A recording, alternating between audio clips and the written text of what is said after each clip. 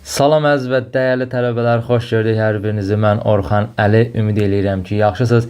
Növbəti video ilə qarşınızdayım, ekranlarınızdayım. Bu videoda məntiqə aid önəmli sualların izahına baxmış olacağıq və gördüyünüz kimi bu suallar əvvəlki illərin qəbul suallarıdır. Vaxt itirmədən keçək suallarımızı izah eləyək. Siz də bunların həll olma formasını yaxşı-yaxşı yadda saxlayın və qarşınıza çıxanda bu sualları asanlıqla həll eləmiş olun. Birinci sualımız rebuslar mövzusuna aid bir sualdır.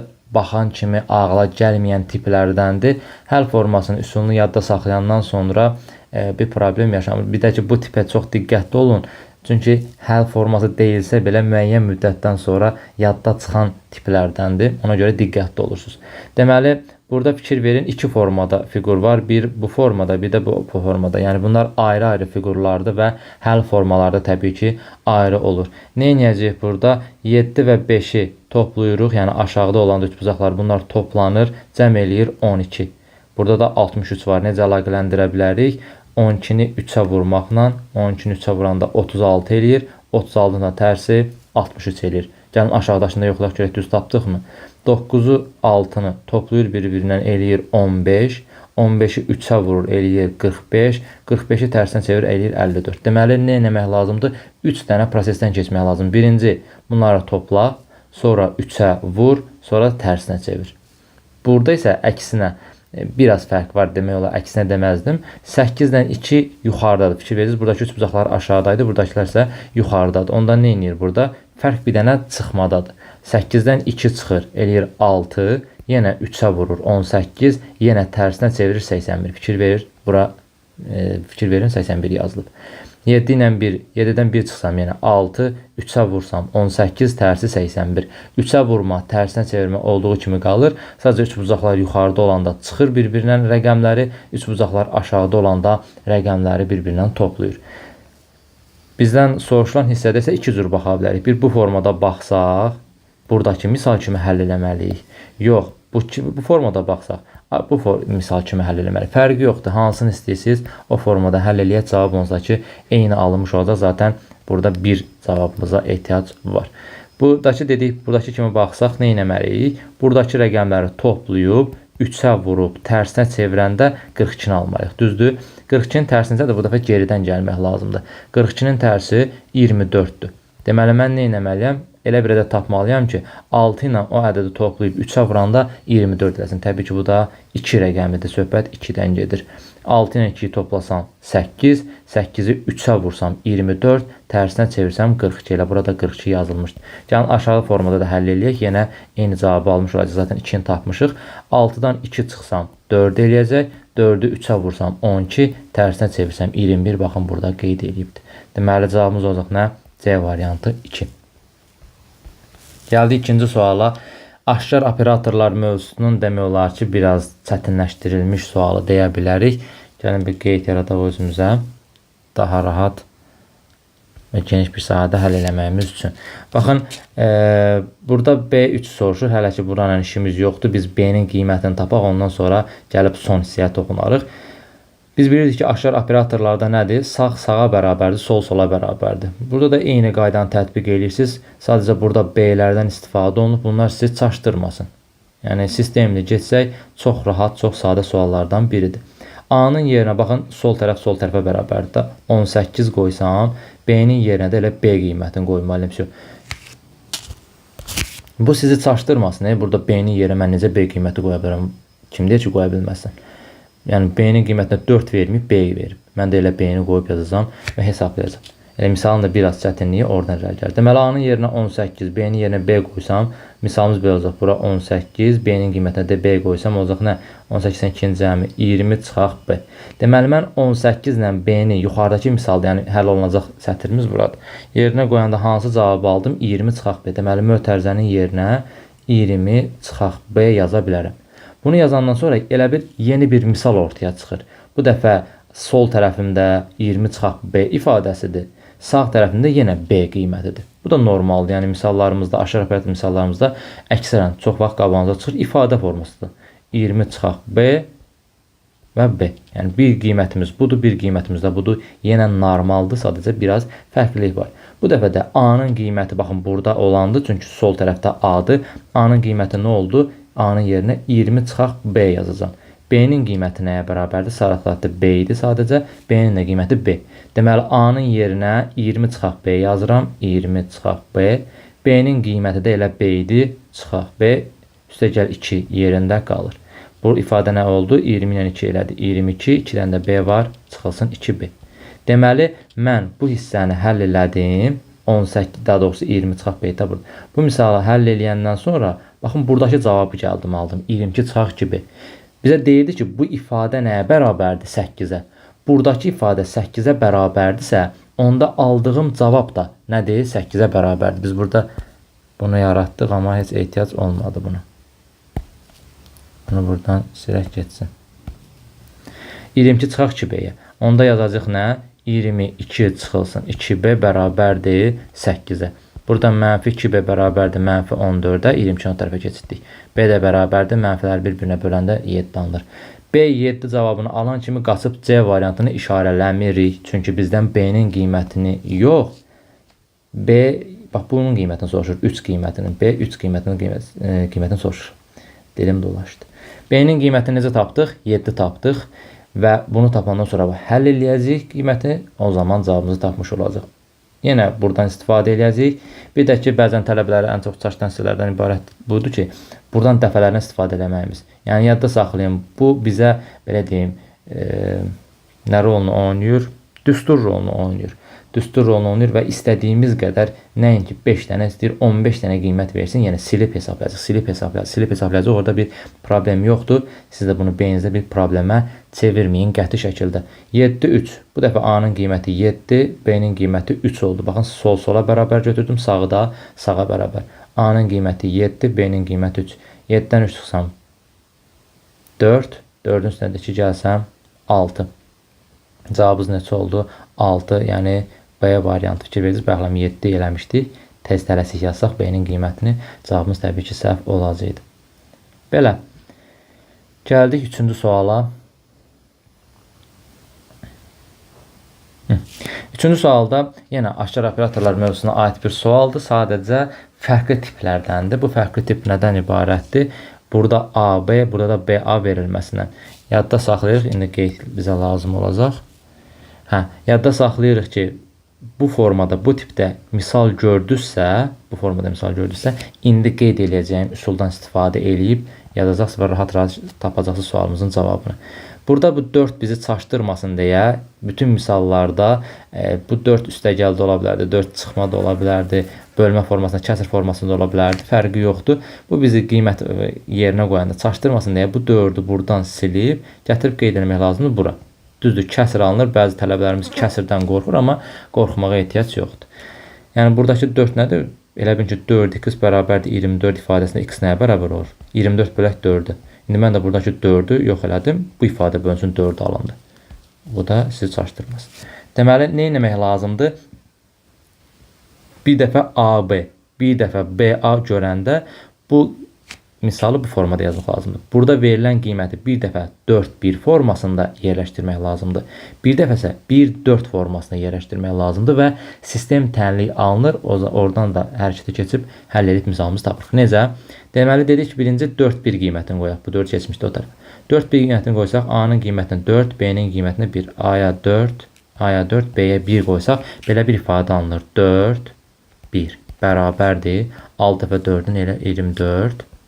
24 üzərinə gəl 2 vurulsun 1 4 aşağıda da 4. Belə bir qiymət alındı. Bir dəfə də dedik nə edəcəyik? Əksinə A-ya 1, B-yə 4 qiymətini verəcəyik.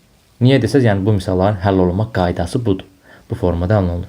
A-ya 1 versəm, B-yə 4 versəm, onda belə bir ifadə alınır. 1 4 bərabərdir 4-də 6, yəni 6-yı 1-ə vuranda 6 eləyir. Üzərinə gəl 2, burada 4 ilə 1. Belə bir ifadə aldıq. Nə gözəl aldıq. Bundan sonra artıq bu misalla işimiz bitir. Keçirik burada sistem tənliklə həll eləməyə. Onu necə həll eləyəcəyik? 4-1, 1-4 bizi beynimizi qarışdırmasın deyə əksərə misallarda, riyazi misallarda gördüyümüz x və y-dən istifadə edəcəyik. Baxın, 4-1 ifadəsinə x verirəm ümumilikdə, ona x verirəm. 1-4 ifadəsinə isə y qiymətini verirəm. Burada y qiymətini vermiş olur. Onda misalımız belə olur. X bərabərdir 4-də 24 üzərinə gəl 2y. Yəni burada sadəcə y qiymətini dəyişdirdim, belə bir ifadə alındı. Burada da nə olacaq? Y bərabərdir 4-də bu ifadə 6 üzərinə gəl 2x. Bizdən nəyin qiymətini soruşur? Yəni burada əvəz etməklə həll eləyəcəyik. Y-in də qiymətini x-in yerinə qoya bilərəm. Burada həll eləyə bilərəm. X-i də əmin kimi aşağıdakına qoya bilərəm. Amma bizdən 4-1-in qiymətini soruşur deyə. Yəni konkret olaraq o ifadə üzərindən gedək, birbaşa cavabımıza çıxmış olaq. 4-1-də nə ilə ifadə eləmişəm? X-lə. Deməli, y-in qiymətini gətirib qoymalıyam. Bu tənliyi həll eləsəm 4x olacaq. Çünki çarpaz vurulmadı. Bunun əsasında 1-dir. Bu bura vurulur, bu da belə vurulur. Olur nə? 4x bərabərdir 24 üzərinə gəl 2 vurulsun. Baxın, nə dedik? Dedik, y-i əvəz eləyəcəyik. Bu y-in qiyməti burada deyilmi? Bəli, buradadır. Çünki elə x-lə əvəz olunan bir şeydir. Bir dəyişənliyə gətirməliyik. Onda y-in qiymətini yerinə qoyacam. Buradakı y-in yerinə, bax, bunun qiymətini qoyacam. Olacaq nə? 4-də 6 üzərinə gəl 2x. Buradakı 2 ilə 4x gələcək. Təbii ki, burada 2 qalacaq. İfadəni bir də yazacam. Olacaq 4x bərabərdir 24 üzərinə gəl 2-də 6 plus 2x. Hər tərəfi 2-yə vuracam ki, bu 2 getsin, ixtisar olunsun, getsin. Olacaq nə? 8x bərabərdir. Bunu 2-yə vuranda 48. Bu kəsri də 2-yə vuranda buradakı 2-lər ixtisar gedir. Qalır bu 6 üzərinə gəl 2x. X-i bu tərəfə geçsəm olacaq 6x bərabərdir. 48-dən 6-nın cəmi 54. X də bərabərdir 54-də 6-ya bölsəm 9. X-in qiyməti 9-dur. Mən X-i hansı ifadənin əvəzinə yazmışdım? 4-1 ifadəsinin qiymətinə. X 9-dursa 4-1 ifadəsi də elə 9. Cavabımız olacaq A variantı. Ümid edirəm ki, başa düşdünüz. Başa düşməsəz bir də təkrar baxın. Beyninizə rahat oturacaq. 4-cü sualımıza gələk. Rənglənmiş hissənin sahəsini tapın deyir. Bir xananın sahəsi bir sahə vahididir. Bu nə deməkdir? Biraz yaxınlaşdıraq. Yəni, bu birin birədir. Yəni, bunun sahəsi birdir demək istəyir. Bu tip suallarda qarışıq görsənə bilir. İstənilən tip suallar. Çox rahat suallardır. Hissələrə bölməklə həll edirsiniz. Gəlin, ayrı-ayrı həll edək. Baxın, kvadratları birini sayacağım. Çünki onlar hamısı birdir. 1, 2, 3, 4, 5, 6, 7, 8, 9, 10, 11, 12. 12 dənə kvadratdır. Elə 12 edəcək. Üstə gəl. Üçbucaqlara fikir versəz, üçbucaqlar nə idi? Yadınızdadır. Düzbucaqlı üçbucağın sahəsi nə idi? Katetləri hasilinin yarısı. Bunun kateti 1, bu tərəf 1. Bir dəfə 1-in 1, yarısı da 0.5 edir. Bir üçbucaq, heç ondan tapmasan da belə kvadratın yarısından tapa bilərik də. Bu kvadratın yarısıdır. Kvadratın özü 1-dirsə, yarısı da 0.5-dir. Yəni, bu ikisi, daha doğrusu bu 0.5-dirsə, bu da 0.5-dirsə, ikisi bir dənə eləyir da. Onda gəlin hər iki qruplaşdıraq, 1 hesablayaq. Məsəl üçün, bu 1, 2, 3, 4. Yazaq bura, 4. Üzərinə gəl. Davamı da var.